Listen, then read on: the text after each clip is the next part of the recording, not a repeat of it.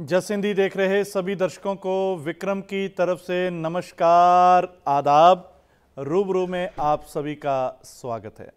दोस्तों, किसी शायर ने बहुत खूब लिखा है कि सबके गुण अपनी हमेशा गलतियां देखा करें, जिंदगी की हूबहू यूं झांकियां देखा करें, हसरतें महलों की जब आकर सताएं आपको, कुछ गरीबों की भी जाकर बस्तियां देखा करें।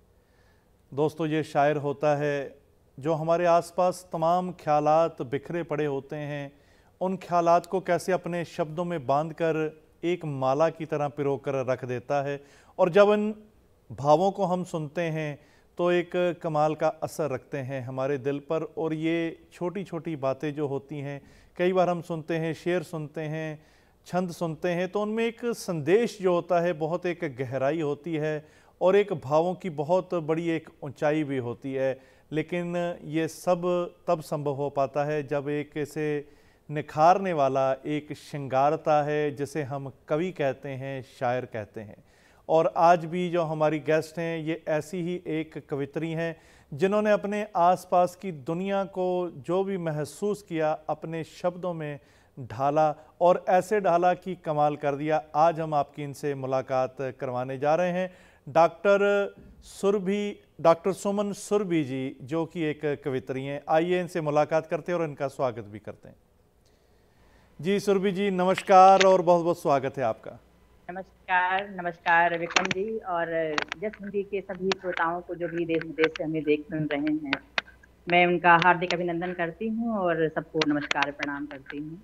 जी सुमन जी, जब आपका नाम सुनते हैं तो कई तरह के संदेश आपके नाम में हैं। सुमन भी एक फूल को कहा जाता है, सुरभि भी अपने आप में एक कमाल है। तो ये नाम का पीछे क्या राज है, कैसे सुमन के साथ सुरभि जुड़ा? विक्रम जी, सुमन का मतलब होता है, उसका शाब्दिक जो अर्थ है उसका मतलब होता है पुष्प, फूल यानी फ्लावर। और सुरभि का मतलब है खुशबू, महक, सुगंध। तो फूल बिना खुशबू के हो नहीं सकता।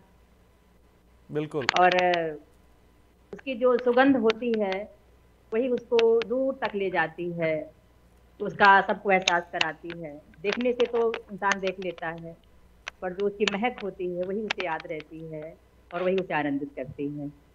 जी, तो शायरी का भी, कविताओं का आपका सिलसिला भी चलता रहेगा। पहले हम अपने दर्शकों को बताना चाहते हैं कि आप कहाँ से संबंध रखते हैं, कहाँ आपका जन्म हुआ? जी, मेरा जन्म हुआ उत्तर प्रदेश के बस्ती जिले में, जो मेरा मायका है, और मेरी शिक्षा भी वहीं पे हुई। तो बस्ती जी उत्तर प्रदेश का एक शहर है और पुराना शहर है। वहाँ के कस्बे में, गांव में जो नगर बाजार लगता है, वहाँ मेरा घर है, मतलब रहा, मायका मेरा रहा। और मेरी शिक्षा वहाँ के आसपास के स्कूलों में प्राथमिक से लेकर के और इंटर कॉलेज तक वहाँ की जो शिक्षा हुई मेरी वहाँ पे हुई। बाकी मेरा आगे की जो शिक्षा रही वो झांसी बुंदेलखंड यूनिवर्सिटी से वहाँ पे हुई। जी, वो मायके का आपने जिक्र किया, और अभी ससुराल कहाँ पर है, कहाँ आप रह रहे हैं? मैं रह रही हूँ, मेरा अपना घर लखनऊ में है, लखनऊ उत्तर प्रदेश में ही, जो राजधानी है उत्तर प्रदेश की। और ससुराल मेरी महोबा जिला है, डिस्ट्रिक्ट जो बुंदेलखंड के अंतर्गत आता है। अलाउदल की नगरी, वीरों की नगरी महोबा, बुंदेलखंड, वहाँ जी, मेरा ससुराल है। लखनऊ का आपने जिक्र किया तो नाम से एक पता चल जाता है कि जो लखनऊ से जिनका संबंध रहता है उनमें एक शायराना अंदाज जो होता है बिल्कुल एक स्वाभाविक ही होता है। उनकी बातचीत में भी ऐसे लगता है कि जैसे वो एक शायरी कर रहे हैं। तहजीबों की नगरी है, नज़ाकत की, नफासत की नगरी है लखनऊ, जी जाहिर सी बात है। और हमारे यूपी की राजधानी है और बहुत ही अच्छा शहर है, लोग बहुत अच्छे हैं। तो यहाँ सुमन जी, रहना मुझे जिसे अच्छा एक लगता है। शौक कहते हैं कि बचपन में जैसे आपने शिक्षा प्राप्त करी गए, तो क्या परिवार में कोई और भी लिखता था जिससे आपको ये शौक पड़ा, या आप पहले ही थे जिनमें ये शौक पड़ा परिवार में लिखने का? जी, मेरे परिवार में यूँ कह लीजिए कि मैं पहली थी जिसने लिखना शुरू किया, इस तरह से कविता और जो भी लेखन का हमारी विधा रही।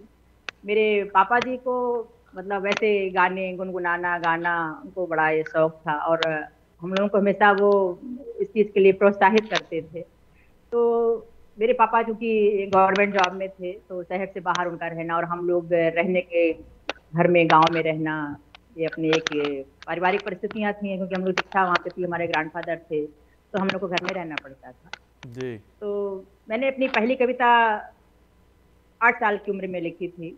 वाह, और क्या बात है। अपने जी शुक्रिया, अपने पिताजी के लिए लिखी थी, क्योंकि वो शहर से बाहर रहते थे, कभी नहीं आ पाए, कभी त्योहार में नहीं आ पाए। तो जो एक बाल सुलभ जो मन की एक शिकायत होती है, अ, उस भाव को मैंने कविता में लिखा, उनके इंतजार में कि वो आएंगे तो उनसे ऐसे शिकायतें करेंगे। मुझे वो अपनी पंक्तियां याद तो नहीं है, लेकिन पापा जी ने बहुत दिनों तक उसको सहेज के रखा। मुझे याद है कि मैं सयानी हो गई, इंटरमीडिएट में तक के बाद मैंने देखा कि उन्होंने अपने पास रखा हुआ था उसको, कागज को।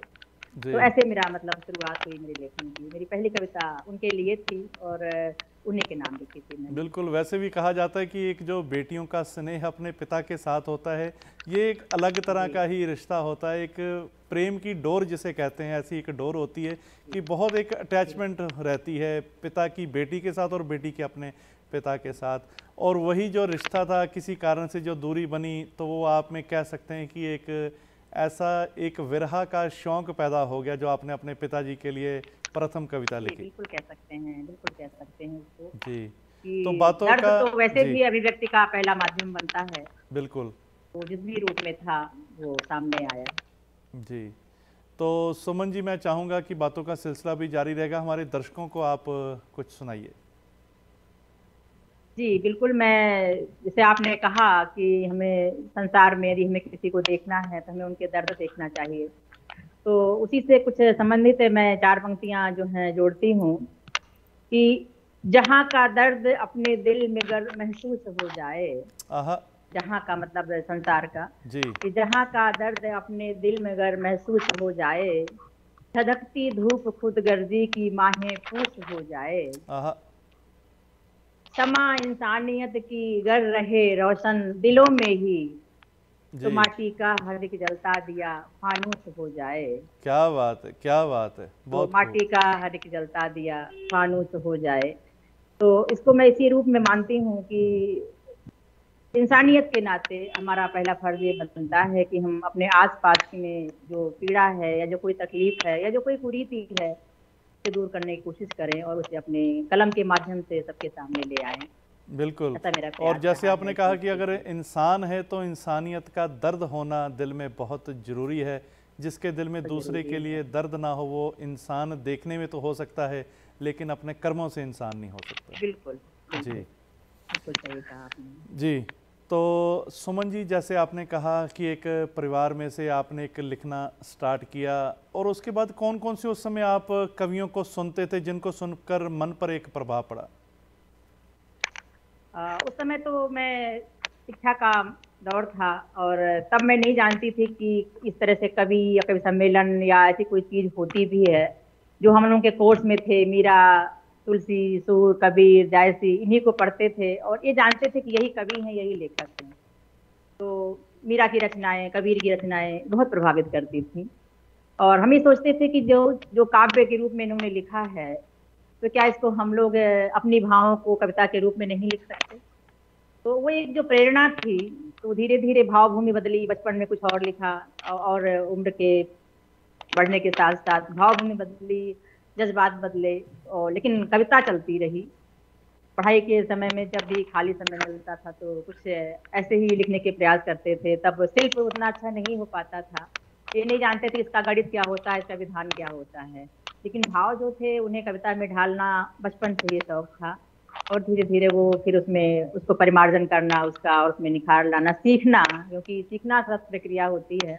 जी। हमें उम्र भर सीखना होता है। बिल्कुल। हम ये नहीं कि हम कुछ भी शुरू करते हैं तो उसमें हमें आगे बढ़ते रहने के लिए बहुत कुछ होता है, हमें आगे सीखने के लिए जी। वो प्रयास रहता है। और सुमन जी, अभी समय हो चला है एक ब्रेक का, और दोस्तों ब्रेक के बाद जानेंगे सुमन सुरभि जी ने आगे कैसे अपनी कविता के क्षेत्र में नाम कमाया, कैसे आगे बढ़े, ये सब कुछ जानेंगे एक ब्रेक के बाद। ब्रेक के बाद एक बार फिर से आपका स्वागत है रूबरू में। दोस्तों, आज शायरी की बात चल रही है, कविता की बात चल रही है, और आज की महान कवित्री हमारे साथ हैं डॉक्टर सुमन सुरभि जी, जिन्होंने अपने जीवन में कैसे एक कविता के क्षेत्र में अपना नाम कमाया, ये हम आपके साथ रूबरू उनको करवा रहे हैं। और दोस्तों, ये लाइव शो है, इसमें आप भी कॉल करके अपने मन के भाव साझे कर सकते हैं। शायरी की क्या क्या बारीकियाँ रहती हैं, कविता में क्या क्या रहता है, ये आप भी जान सकते हैं और शेयर कर सकते हैं। उसके लिए नंबर है 1844324130। आइए एक बार फिर मुलाकात करते हैं डॉक्टर सुमन जी के साथ। जी डॉक्टर सुमन जी, नमस्कार। आप जी सभी से मैं पुनः आपका अभिवादन करती हूँ। जी। और सुमन सुरभि जी, सुमन के पीछे क्या मतलब वो भी आपने बताया, सुरभि के पीछे क्या भाव है वो भी बताया, आपके नाम के साथ डॉक्टर भी जुड़ा है, तो इसके पीछे क्या रहस्य बताइए। जी, हम लोगों को साहित्य के क्षेत्र में एक मानद उपाधि होती है विद्या वाचस्पति की, और हम लोगों को जब वो मिलती है तो उसके आधार पे हम अपने नाम के आगे डॉक्टर लगा सकते हैं और लगाते हैं। हम लोग पीएचडी नहीं होते हुए भी डॉक्टर कहलाते हैं। ये सौभाग्य है कि मुझे भी विक्रमशिला विद्यापीठ से विद्या वाचस्पति की उपाधि मिली, इसके नाते से हम अपने नाम के आगे डॉक्टर लगाते हैं जी। और सुमन जी, तो जैसे डॉक्टर आपने सुमन सुरभि हुए। बहुत खूब, बहुत खूब। जैसे सुमन जी आप बता रहे थे कि सीखने के लिए एक उम्र भी कम पड़ जाती है, क्योंकि जब तक आदमी अपने आप को ये समझता है कि मैंने कुछ सीखना है, तब तक कि उसमें निखार आता जाता है, कुछ ना कुछ लिखता जाता है। तो सीखने की जब बात आती तो आपसे पूछना चाहूँगा, सीखने के लिए आप कहाँ पर गए, कहाँ से आपने ये कला विद्या सीखी? हम लोग सीखने के लिए तो हम कहीं नहीं गए, बस अपने आप से माँ सरस्वती का ये की कृपा थी हम लोगों के ऊपर। मैं अपने लिए लिखे हूँ तो क्योंकि ये मन में एक भाव था कि इसको हम कलमबद्ध करें और लिखें, गद्य के रूप में भी लिखें। तो पढ़ना, जिसके कहते हैं ना कि हमारे जो किताबें थी वही हमारी गुरु थी। मुझे पढ़ने का बहुत शौक और किताबें खरीदना, उनको पढ़ना। मेरे पास अपनी खुद की एक लाइब्रेरी मैंने घर में बना के रखी है, जैसे अमृता प्रीतम है, माधवी वर्मा है, मुंशी प्रेमचंद हैं, जयशंकर प्रसाद हैं, इन सब की किताबें लाना पढ़ना। लिखती मैं काव्य हूँ, पर मैं भी कहूँ तो मुझे पढ़ने का शौक गद्य है, और मुझे कहानियाँ, उपन्यास और इसी तरह की जो अन्य विधाएं हैं मैं वो पढ़ती हूँ। कविताएं भी लाती हूँ, अमृता प्रीतम की जो है, महादेवी वर्मा की रचनाएं, किताब मुझे बहुत पसंद है और इससे हम लोग इंस्पायर होते हैं। तो इन्हीं को हम गुरु मान सकते हैं अपना, क्योंकि इन लोगों ने बहुत अपने जीवन में बहुत मेहनत की है और बहुत अपने आप को निखारा है, बहुत कष्ट भी सहा है। तो वही उसी से हम लोगों को प्रेरणा मिलती है। बिल्कुल, कहते हैं कि गुरु बनाने लिखने के लिए, एक अच्छा लिखने के लिए अच्छा पढ़ना बहुत जरूरी है, अच्छा सुनना बहुत जरूरी है। बिल्कुल बिल्कुल। जब तक हमें लिखने की, पढ़ने की भूख नहीं होगी, तब तक हमारे अंदर लिखने की प्यास नहीं जगेगी, मैं ऐसा मानती हूँ जी। तो अपने अलावा बाकियों को सुनना, उनको पढ़ना, उनको बहुत ध्यान से महसूस करना कि वो क्या महसूस करके कैसे क्या लिखते हैं, ऑब्जर्व करना होता है। और फिर हमें बहुत धैर्य के साथ अपनी लेखनी को आगे बढ़ाना होता है, उसको और मांझना होता है, फिर सबके सामने लाना। बिल्कुल। और अगर हम जब पुराना समा देखते हैं, हमारे पिताजी, माताजी, दादाजी, दादी जी, नाना नानी जी, उस समय एक ऐसा प्रचलन था कि बहुत ज़्यादा पढ़ा जाता था, किताबें बहुत पढ़ते थे, न्यूज़पेपर बहुत पढ़ी जाती थी, कुछ ना कुछ हमेशा पढ़ते रहते थे लोग, और इसीलिए उनमें एक वो एक बहुत एक सहजता थी, एक गहराई थी उनके विचारों में। आज कहीं ना कहीं ये कमी महसूस की जा रही है, जो आज हमारा युवा वर्ग है कहीं ना कहीं वो किताबों से दूर होता जा रहा है, थोड़ा भी नहीं कह सकते, काफी दूर होता जा रहा है। हाँ, काफी हद तक हम कह सकते हैं कि पर किताबें भी अधिकतर मोबाइल पे डाउनलोड करके पढ़ी जाती हैं। या तो यूँ कह लीजिए कि जो ये मोबाइल का युग है, ये इसने इन चीजें आसान कर दी हैं कि अलग से किताबें नहीं खरीदना, आपको जो किताब चाहिए आप डाउनलोड करिए, सर्च करिए गूगल पे और पढ़ लीजिए। लेकिन वो जो किताबों की खुशबू होती है ना, वो जो खुशबू है वो हमें इस मोबाइल में खोल करके पढ़ने से नहीं मिल सकती। मुझे तो कम से कम किताबें पढ़ना ही बहुत प्रिय है। अपने सिरहाने हमारी किताब रखी होती है, उस पर नजर पड़ती है तो अपने आप उसको उठा करके गोद में रख के पढ़ने का मन हो जाता है जी। मुझे किताबें पढ़ना बहुत पसंद है और मैं जो भी मुझे मिलता है मैं खरीद के लाती हूँ और किताब से ही पढ़ती हूँ, खरीद के लाती हूँ। जैसे आपने जिक्र किया कि किताबों को जब खोलते हैं उसमें एक खुशबू होती है पन्नों में, और एक दौर था कि किसी समय पर जो फूल होते थे, फूल को भी किताबों में रखा जाता था, फिर वो जब सूख जाता था उसकी भी अपनी एक सुंदरता होती थी। इस बात पे मुझे अपना एक शेर याद आया कि फूल रखे जो किताबों में बहा दोगे तुम, आहा। फूल रखे जो जो किताबों किताबों में में। बहा दोगे तुम, खुशबू लम्स मिटाओ तो कोई बात बने। क्या बात है, क्या बात है। मैं ये गजल अभी आपको फिर बाद में सुनाऊंगी। मुझे शेर याद आ गया, ऐसी किताबों पे जो फूल रखे जाते थे, जी उसकी उसकी भी अपनी एक अदा होती थी, बिल्कुल। और उस इंतजार का भी अपना एक आनंद होता था। जी बिल्कुल। आज के समय में चाहे टेक्नोलॉजी काफ़ी बढ़ गई है, काफ़ी हम एडवांस हो गए, लेकिन वो मन में जो जी, चीज़ें एक पुरानी छपी हुई हैं हमारी, वो कहीं दूर नहीं जा सकती, क्योंकि वो वो एक कहीं ऐसी नहीं दूर चीज़ें जा लिखी सकती गई है। मन के ऊपर कि वो आज भी हम उन चीज़ों को जब सुनते हैं या देखते हैं तो अपने आप में एक अलग सा आनंद महसूस करते हैं। अलग सा आनंद आता है, जी। बिल्कुल। तो डॉक्टर मैं सुमन जी, जी हो जाए जी कुछ आपका लिखा हुआ। मैं कुछ, मेरी नज़र में प्रेम क्या है, मैं अधिकतर श्रृंगार लिखती हूँ, प्रेम लिखती हूँ। लिखने को तो मैं सामाजिक सरोकार की भी चीजें लिखती हूँ, देश प्रेम भी लिखती हूँ, लेकिन जो मेरे अंतर से निकलता है वो श्रृंगार है। और मैं, मेरी नज़र में प्रेम जो है उसके स्वरूप में मैं एक छंद के माध्यम से रखती हूँ जी। कि प्रीति में अनीति का न लेश मात्र भाव रहे, आहा। प्रीति में अनीति का न लेश मात्र भाव भाव रहे, रहे। कामना में वर्जना की रीति को निभाइए। वाह। राग अनुराग से हृदय में जागे या हलाद, छल दंभ और द्वेष को न अपनाइए। आहा। शत्रु भी बनेंगे मीत, प्रेम के जलें जो दीप, आहा। शत्रु सत्य भी बनेंगे मीत, प्रेम के जलें जो जले जो दीप, दीप। डूब के उजास की नदी में फिर नहाइए। वाह। जिंदगी है 4 दिन, बैर भाव त्याग कर एक दूसरे को नेह से गले लगाइए। वाह। बहुत तो खूब। प्रेम जो है हमें जीवन सिखाता है, हमें जीवन जीना सिखाता है, और जी प्रेम के अलावा जीवन की तो हम कल्पना भी नहीं कर सकते, वो तो सब जानते हैं। बिल्कुल। तो इसी तहत में एक छंद में और रखती हूँ जी। कि ज्ञान वही ज्ञान है जो बैर भाव दूर कर बुद्धि और चेतना के बंद द्वार खोल दे। क्या बात है, क्या बात है, बहुत खूब। कि ज्ञान वही ज्ञान है जो बैर भाव त्याग कर बुद्धि और चेतना के बंद द्वार बंद द्वार खोल दे। खोल दे। मीत वही मीत है जो मीत के भले के लिए हम्म। दोष भी बताए और सत्य कटु बोल दे। क्या बात है, दोषी मीत वही की मीत है। पहचान नहीं होती है। वाह। जी, जी। कि प्रेम वही प्रेम है जो प्रार्थना समान रहे। हम्म। हम प्रेम को प्रार्थना से अलग नहीं कर सकते। जी। तो प्रेम वही प्रेम है जो प्रार्थना समान रहे, मान मोह त्याग कर स्वत्व को ही तोल दे, अपने आप को सौंप दे, वही प्रेम जी। है। और बैन वही बैन है जो मुख से निकलते ही मन में जो सबके ही नेह रस घोल दे। वाह। बहुत खूब, बहुत खूब। बहुत शुक्रिया। जी। और सुमन जी, बहुत सुंदर आप लिखते हैं, शब्दों को कैसे पिरोते हैं, बहुत एक ऐसे सुनने में अच्छा लगता है। ये सब कुछ आपसे जानेंगे, लेकिन यहाँ समय हो चला है एक ब्रेक का।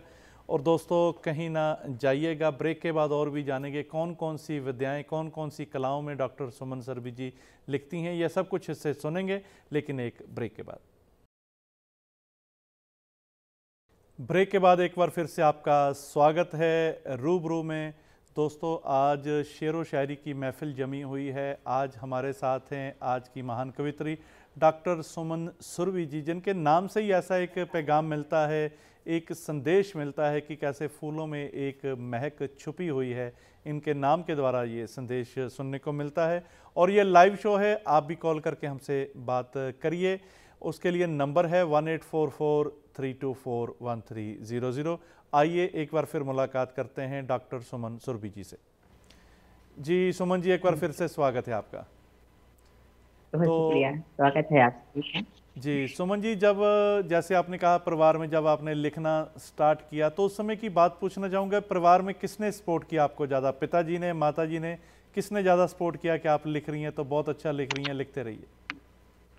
परिवार में मेरे पिताजी ने, यानी मेरे पापा, हमने पापा कहते हैं, तो उन्होंने हमेशा मुझे इस चीज़ के लिए सपोर्ट किया। और जब मैं शायद ग्रेजुएशन में थी, वही 15-16 साल की रही होंगी, तो मैं जब लिखती रहती थी तो एक बार ऐसी मुझे घटना याद आती है कि मैं लिख रही थी और कुछ गीत मेरे जहन में चल रहा था, और पापा मेरे ऑफिस से आए हुए थे, तो ऐसे आए तो बोले कि क्या हो रहा है बेटा। तो मैंने, पता नहीं, देखिए मतलब एक भाव होता है, मैंने कहा पापा कविता जन्म ले रही है। जी। मेरे मुंह से इसे निकला कि कविता जन्म ले रही है। तो थोड़ा हमारे पापा भी मतलब बड़े ही हंसमुख स्वभाव के रहे और ऐसे फ्रेंडली बात करते थे हम लोगों जी। से। तो उन्होंने कहा ठीक है फिर तो मुझे बाहर जाना चाहिए। तो मतलब ये जो वाकया है, उनको ये था कि इसको इस समय डिस्टर्ब नहीं करना चाहिए, तो वो बाहर चले गए। तो ऐसे जी। बहुत सारे मौके ऐसे होते थे कि जब वो सपोर्ट भी करते थे और सुनते भी थे, पूछते थे कि आज क्या लिखा है। मेरी किताबें छपी, मेरी 2 किताबें पब्लिश हुई। 2015 में मेरी आई दिल की कलम से नाम से, जो गीत गजल संग्रह है, और अभी पिछले साल 2021 में आई हमारी अ, जो है चेतना के पंख गीत संग्रह मेरा। चेतना के पंख। जी सर, क्या हो रहा है ये? जी। जी। तो चेतना के पंख नाम मेरा गीत संग्रह है, इसमें मेरे 55 गीत हैं। जी। तो और पहले आपने अभी कहा गजल इसके, संग्रह आपकी पहली आई दिल की कलम से। हाँ, दिल की कलम से इसमें गीत और गजल हैं, और ये मेरी 55 गीतों की ही पुस्तक है, मेरी काव्य कृति है चेतना के पंख। जी। तो मैंने इसका लोकार्पण किया, और अच्छा, तो मेरे पापा भी इसमें शामिल हुए और मैंने उन्हें सम्मानित करना चाहती थी, क्योंकि इसके जन्मदाता वही हैं, मेरे भी और मेरी रचनाओं के भी, मेरी जो बहुत काव्य खूब। की मेरी जो यात्रा है उसके जी। प्रणेता भी वही हैं। जी। तो सुमन जी, मैं चाहूँगा कि जैसे आपने कहा गीतों की भी आपकी पुस्तक आई, तो कोई गीत हो जाए। जी जी बिल्कुल। मेरी अपनी इस पुस्तक से मैंने कुछ सूफी गीत भी लिखे, क्योंकि मेरा मानना है कि प्रेम है, अगर हमको अपने महबूब में ईश्वर नजर आता है तो हमारा वो प्रेम दिल का प्रेम है, मन का प्रेम है। लेकिन अगर हमको उस ईश्वर में, उस खुदा में महबूब नजर आता है तो हमारा वो रूहानी प्रेम होता है, वो वाह, बहुत खूब। आत्मा का प्रेम होता है। जिसे इश्क तो हकीकी भी मैंने हम ऐसे कहते भाव हैं। को ही एक जी। सूफी गीत में ढाला है। मैं तरन्नुम में से पढ़ती हूँ। जी। दिन 4 मिले हैं जीवन के, दिन 4 मिले हैं जीवन के, वो भी कटते दिन गिन गिन के। वाह। कैसी ये तुम्हारी माया है, कैसा ये खेल रचाया है तू, हर पल नाच नचाएगा तू, वाह। हर पल नाचे। नाच नचाएगा, पगला मन समझना पाएगा। पाएगा। बहुत खूब। और बंद देखिएगा मैं आपकी। जी। तू अंतस की सब जाने है, सारी हलचल पहचाने है, कोई भेद छुपा है क्या तुझसे, मेरी पीर जुदा है क्या तुझसे, वाह। तुझ में महबूब नजर आया, क्या बात है, क्या बात है। तुझ में महबूब नजर आया, कुछ और नजर ना फिर आया, वाह। अब कोई न दिल को भाएगा, अब कोई न दिल को भाएगा। भाएगा, पगला मन समझना वाह पाएगा। वाह। इसका एक और बंद छोटा सा रखती हूँ। जी। दिन रैन तेरी ही लगन पली, तेरी चाह की धूनी तन में जली, तृष्णा जल जल के राख हुई, आहा। फिर दे है गुलों की शाख हुई, दो बोल सुना जा तू मुख से, क्या बात है, दो क्या बात है। बोल सुना जा तू मुख से। तू मुख से, के नैन मेरे सोले सुख से, तू अंक में भर दुलराएगा, तू अंक में भर दुलराएगा, जाएगा, वाह, पग लामन समझ ना पाएगा, पाएगा। वाह वाह, क्या बात है, क्या बात है, बहुत शुक्रिया। सुंदर, बहुत सुंदर। जब आप गाती हैं तो और भी एक अच्छा लगता है तरन्नुम में, जैसे आपने गाया। तो जैसे आपने गीत भी लिखे, गज़लें भी लिखी, तो ये पूछना चाहूँगा कि आप कौन कौन सी छवि में लिखते हैं?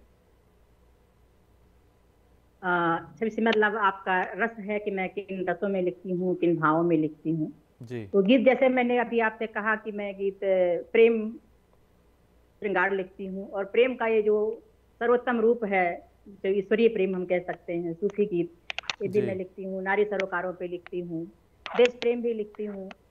और आज के समाज में जो कुछ कुरीतियां हैं, जो कुछ और तरह के सरोकार हैं, उन पर भी लिखती हूँ। और गजलों के तो आप जानते हैं कि अलहदा भाव होते हैं। तो गजलें भी जिस भाव में, कभी जिस मूड में हुए उस भाव के जी, शेर कह लेते हैं, वो भी चलता रहता है। बहुत खूब। और सुमन सुरभि जी, यहाँ समय हो चला है एक ब्रेक का। और दोस्तों, ब्रेक के बाद जानेंगे कैसे एक कविता के क्षेत्र में कैसे बारीकियों से एक काम किया जाता है, लिखा जाता है। ये सब कुछ जानेंगे डॉक्टर सुमन सुरभि जी से, लेकिन एक ब्रेक के बाद। ब्रेक के बाद एक बार फिर से आपका स्वागत है रूबरू में। दोस्तों, आज हमारे साथ हैं डॉक्टर सुमन सुरभि जी। कैसे एक कविता में एक बारीकियों के साथ काम करना पड़ता है, कैसे एक लिखा जाता है, ये सब कुछ सुन भी रहे हैं और जान भी रहे हैं डॉक्टर सुमन सुरभि जी से। आइए एक बार फिर मुलाकात करते हैं। मैं पुनः सबका अभिवादन करती हूँ एक बार। जी, तो जी सुमन विक्रम जी, जी। जैसे कोई भाव आता है हमारे मन में कि इस भाव पर लिखा जाए, तो उस समय मन में क्या एक भाव चलता है, कैसे उस भाव को पिरोने के लिए शब्दों में कौन कौन सी बारीकियों पर ध्यान देना पड़ता है? देखिए, भाव तो हमारे मन में आ जाते हैं, लेकिन उसको एक रूप देने के लिए, और हम ये प्लान नहीं कर सकते कि हम गजल लिखने जा रहे हैं, कि हम गीत लिखने जा रहे हैं। पहले से ऐसा प्लान नहीं कर सकती। भाव आया, हमने उस चीज को लिखा, लेकिन उसको एक सही रूप देने के लिए हमको जो छंद विधान है, जो शिल्प है, उसका जो व्याकरण है, जो शब्द हैं, वो सही ढंग से परिमार्जित रूप से, और जो ये एक व्याकरण होता है हर चीज का, जैसे इसके भी छंद विधान होते हैं कि हम गीत लिख रहे हैं तो उसके छंद विधान क्या है, मीटर क्या है, मात्रा भार क्या है, उनका ध्यान रखते हुए जब हम सीख जाते हैं, तो जी अपने उन भावों को करीने से सजाते हैं, उनमें पिरोते हैं, उन शब्दों में। क्योंकि हमारे भाव बहुत सुंदर हो सकते हैं, लेकिन अगर हमारा लिखने का तरीका, हमारे शब्द, हमारा शिल्प सुंदर नहीं है, तो वो थोड़ा सा ऐसे लगता है जैसे कि अनगढ़ सा है। अनगढ़ माटी का जैसे कोई खिलौना बन गया और बहुत सुंदर सा नहीं बन पाया, जी तो लगता तो है कि ये चीज है ये, पर बहुत सुंदर नहीं दिखता है। तो भाव हमारे रचनाओं की, हमारे गीतों की, जो भी हम लिखते हैं, उसकी आत्मा होते हैं, प्राण होते हैं। लेकिन उसकी शारीरिक सुंदरता के लिए, सौष्ठव के लिए, हमें उसका छंद विधान, शब्द विन्यास, सारी चीजें हमें सही ढंग से सीखना पड़ती हैं और सीखनी चाहिए। और अनवरत हमें पढ़ते रहना चाहिए, में नए नए शब्द मिलते हैं, उससे बहुत सुंदर शब्द, कहाँ क्या शब्द क्या प्रयोग कर रहे हैं, उसका भाव कैसा आता है, उसका हमें ध्यान रखना पड़ता है, तब कोई एक अच्छी सी रचना सामने आ जी, पाती है। बहुत खूब। तो डॉक्टर सुमन सुरभि जी, मैं चाहूँगा कि कुछ और आप हमारे दर्शकों को सुनाइए।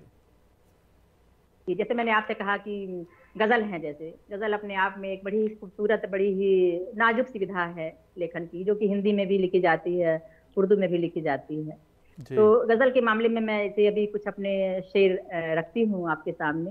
जी, तो उसमें ये भी होता है कि हमारे कुछ सरोकार पूरे होने चाहिए, एक संदेश होना चाहिए। तो मतलब रखती हूँ जैसे कि जिंदगी में कुछ अदब रहना जरूरी है, आहा, हो नजर का ही सही पर्दा जरूरी है। क्या बात है, तो बहुत सुंदर। जिंदगी में कुछ अदब अदब रहना रखना, जरूरी है, हो नजर का ही सही पर्दा जरूरी है। आदमी का आदमी से राबता हो अब, आहा, कि जिस तरह आदमी का, समाज में फूट है, ये चीजें हैं, उस पे मैंने लिखा कि आदमी का आदमी से राबता हो अब, नफरतों का सिलसिला रुकना जरूरी है। क्या बात है, क्या बात है, बहुत खूब, बहुत बहुत खूब। शुक्रिया।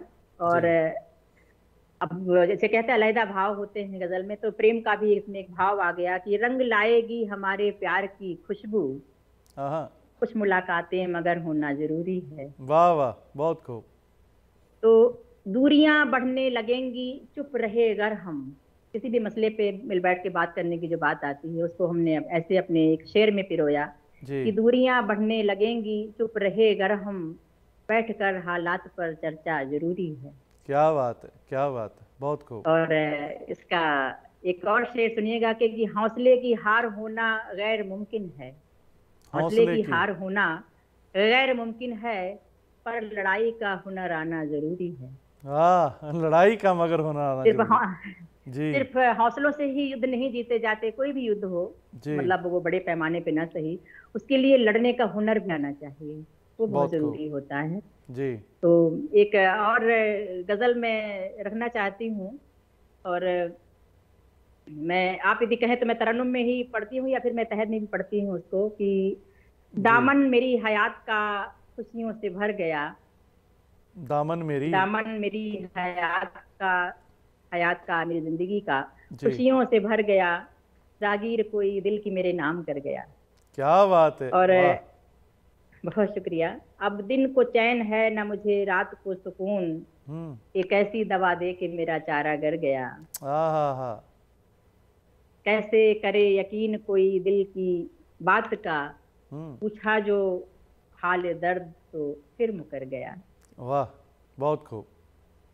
लगता है जैसे खुशनुमा सा ख्वाब था कोई, लगता था लगता जैसे। है जैसे खुशनुमा सा ख्वाब था कोई, अब ढूंढता है दिल उसे जाने किधर गया।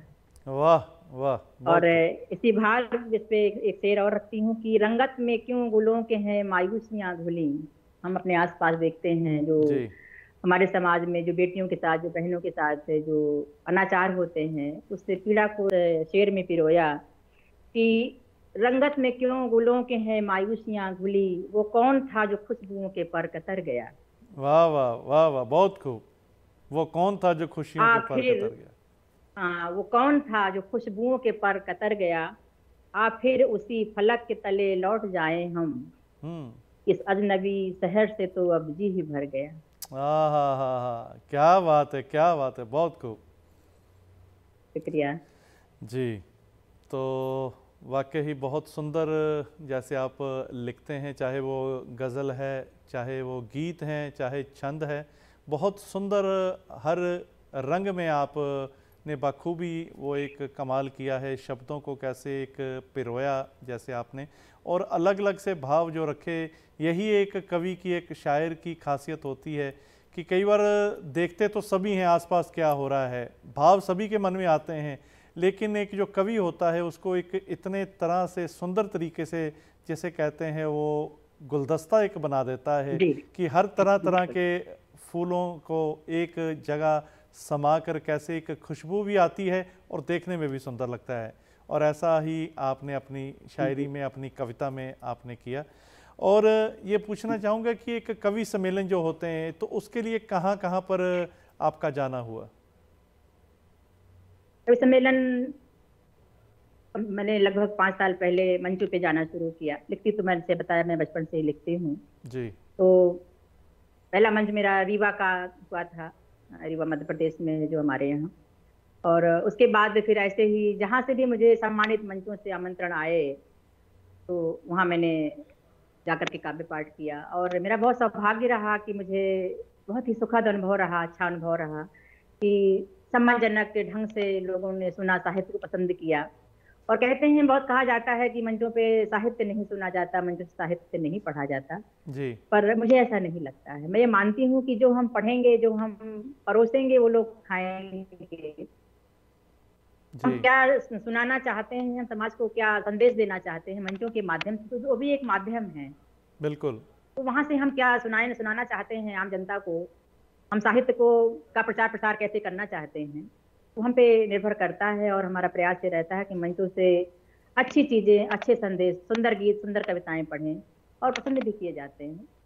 तो जी इसलिए मुझे नहीं लगता है कि मंचों पे हैं तो हल्का फुल्का पढ़ना जरूरी है। हाँ, हमारे शब्द हल्के होने चाहिए कि आम जनता जो बहुत कम पढ़ी लिखी भी होती है ऑडियंस में, उनको समझ में आए। लेकिन सरल भाषा हमेशा होनी चाहिए। संदेश, हाँ, संदेश युक्त होना चाहिए और सुंदर साहित्य होना चाहिए मंचों से भी, मेरा ऐसा जी। मानना है। तो डॉक्टर सुमन सुरभि जी, आज के जो युवा वर्ग है हमारा, उनका एक किस तरह से एक रुझान कह लीजिए या एक शौक कह लीजिए, उनका कैसे शौक है आज के समय में कविता के प्रति? देखिए, ये बहुत अच्छी बात है कि आज की नई पीढ़ी भी बेहतरीन लिख रही है, पर बस सिर्फ उन्हें धैर्य बनाए रखना चाहिए। वो कुछ भी लिखते हैं तो सिर्फ तुकबंदी को हम कविता नहीं कह सकते, और पूरे धैर्य के साथ उन्हें अपने लेखन को, वही उनके लिए भी जरूरी है कि उन्हें और लोगों को सुनना चाहिए, पढ़ना चाहिए, और फिर उन्हें अपनी बात को लोगों तक पहुंचाने का प्रयास करना चाहिए। जैसे कि अपने पास सोशल मीडिया है, एक ऐसा माध्यम हो गया है कि कोई दो लाइन भी हम लिखते हैं तो उसे सरेआम कर देते हैं जी। फिर हम उसी में खो जाते हैं, उसकी वाहवाही में, उसी में फिर हम, क्या होता है कि हमारा जो एक लेखन होता है वो बाधित होता है। हमें लगता है कि नहीं, हमने बहुत अच्छा कर लिया। तो उससे बचना चाहिए, हमें आत्ममुग्धता से बचना चाहिए जी। हमें ये मानना चाहिए कभी हमने कुछ नहीं किया है, अभी हमें बहुत सीखना बाकी है, तभी हम समाज के सामने अपना बेहतरीन दे पाएंगे। जी तो बिल्कुल कोशिश ये होनी चाहिए। जी। और डॉक्टर सुमन सुरभि जी, आज आपने समय दिया हमें, हम इसके लिए आपका तहे दिल से शुक्रिया अदा करते हैं। और आपकी कलम की रफ्तार मैं यूं आभार ही चलती करती हूँ। रहे, इससे तरह तरह के भाव हमें सुनने को मिलते रहें, ऐसी हम आशा करते हैं। Once again thank you so much Surabhi ji. शुक्रिया, आप सभी का, सभी श्रोताओं का, दर्शकों का बहुत बहुत आभार व्यक्त करती हूँ, और जस चैनल का भी बहुत आभार व्यक्त करती हूँ कि आपने मुझे यहाँ बुलाया और रूबरू कराया, और रूबरू तो हम हैं ही। बिल्कुल, शुक्रिया, थैंक यू जी। और दोस्तों, ये थे डॉक्टर सुमन सुरभि जी। कैसे एक कविता के क्षेत्र में अपना नाम कमाया और कविता की क्या क्या बारीकियाँ होती हैं, ये भी इन्होंने हमारे साथ साझा करी। अगर आप भी ऐसा टैलेंट रखते हैं तो उसके लिए आप हमें ईमेल करिए, आप भी हमारे शो का हिस्सा बन सकते हैं। हमारा ईमेल है info@justbroadcasting.com एंड vikram@justbroadcasting.com। दोस्तों, ज़िंदगी में हालात चाहे कैसे भी हों, कैसा भी समा आ जाए, हमेशा अपने आप को खुश रखिए, तंदुरुस्त रखिए, परिवार के साथ खुश रहिए, और ये जो नेमत है चारों तरफ हमारे, कुदरत है, इसका खूब आनंद लीजिए। और आज के लिए विक्रम को दीजिए इजाज़त। कल फिर मिलेंगे एक नई सोच, एक नई शख्सियत के साथ। देखते रहिए जस हिंदी। नमस्कार।